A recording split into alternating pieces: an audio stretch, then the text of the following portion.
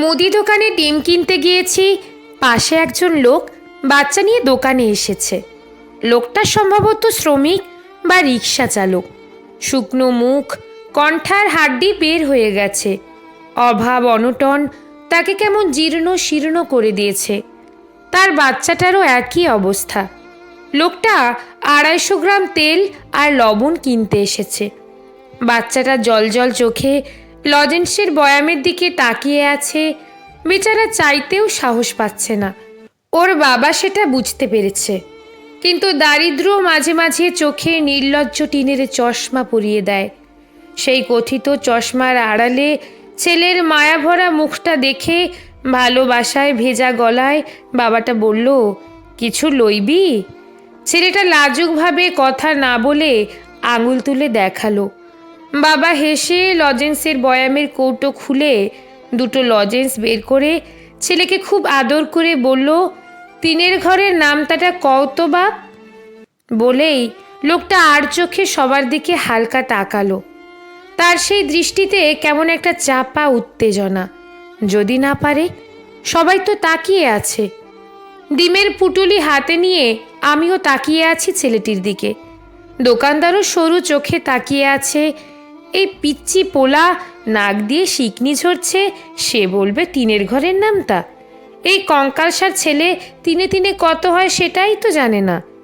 ছেলের হাতে লজেন্স, সেই লজেন্স দুটো এ হাত ও হাত করছে। বাবার দিকে একদৃষ্টিতে তাকিয়ে আছে। বাবার চোখের দিকে তাকিয়ে স্পোর্টস কারের গতিতে সে বলতে শুরু করলো, 3 অক্কে 3, 3 দুগুনি 6, 3 তিরিকে 9, 3 চারে 12। কেমন টেনে টেনে গানের তালে মাথা নেড়ে নেড়ে সে বলে যাচ্ছে। বাবার চোখে যেন নামতার পাতাটা সেটে আছে। ও শুধু দেখে দেখে পড়ে যাচ্ছে। নামতা শেষ হলো 30 কি 40 সেকেন্ডে। শেষ করে সে একটা লজেন্স মুখে পুরল। মুখ ঝলমল করে বাবাকে বলল, বাবা, চাইরের নামতাটা পারি, কমু? সেই জীর্ণ লোকটা হয়তো প্রতিদিন ঠিকমতো পয়সাও পায় না। 5 টাকা বেশি রিক্সা ভাড়া চাইলে 2-4টা গালি খায়, মহাজনের গুতা খায়। সেই গাল ভাঙা কুজো হয়ে যাওয়া লোকটা প্রতিদিনই হেরে যায় সমাজের কাছে, সংসারের কাছে, পিতৃত্বের কাছে। আজ সে হারেনি। আজ তার অনেক বেশি আনন্দ। সবার সামনে ছেলে তার মুখ উজ্জ্বল করেছে। এবার সে আর চোখে না, পূর্ণ দৃষ্টিতে আমাদের সবার দিকে তাকালো। তার চোখে গর্বের অশ্রু, আনন্দাশ্রু। যে লোক শুধু পরাজিতই হয়, আমাদের চোখে আসলে সে পরাজিত না। সে আসলে অনেক বড় যোদ্ধা, আমাদের চেয়ে অনেক সাহসী।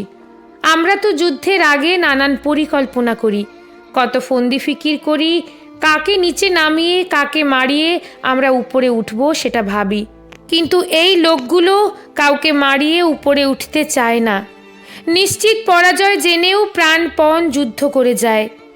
যে সিঁড়ি বেয়ে আমরা তরতরিয়ে উপরে উঠে যাই, আমরা কি জানি তাদের কাঁধের ওপরই সেই সিঁড়ি চাপানো?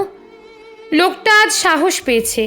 তিনের ঘরের নামতাটা শুধু ওর নামতা নয়, একটা সাহস, একজন বাবার শক্ত একটা কাঁধ, একটা অবলম্বন। তিনের ঘরের নামতাটা এই দরিদ্র লোকটার স্বপ্ন পূরণের উপাখ্যান। লোকটা তার ছেলেকে কোলে তুলে ফেললো, সে কেঁদেই ফেলেছে। এই সময় হুট করে দোকানি ডিপ ফ্রিজ খুলে একটা ললি আইসক্রিম পিচ্ছির হাতে দিয়ে বলল, সাব্বাস, জজ ব্যারিস্টার হয়ে দেখিয়ে দিস সবাইকে। নে আইসক্রিম খা, বেশি খাস না, গলা ফুলে গেলে কথা বলতে পারবি না। ছেলেটা খুশি মনে আইসক্রিমটা নিল। বাবা ছেলে চলে গেল। আমি ওদের দিকে তাকিয়ে আছি। দোকানদার আমাকে বলল, আমি তো ভাবতেও পারিনি বান্দরটা ফটাফট নামতা বলে দিল। এ কি? দোকানের চোখেও জল। আসলে যারা ক্ষুধার কষ্ট বোঝে, তাদের একজনের মনের সাথে অন্যজনের মন একই সুতোয় গাঁথা থাকে। একজনের কষ্ট আর একজন বুঝতে পারে, আবার আনন্দগুলো স্পর্শ করতে পারে প্রবলভাবে। আর আমরা কোটি টাকার স্বপ্নে বিভোর আর প্রতিযোগিতার উন্নাসিকতায় ভুলে যাই আমরা আসলে কি।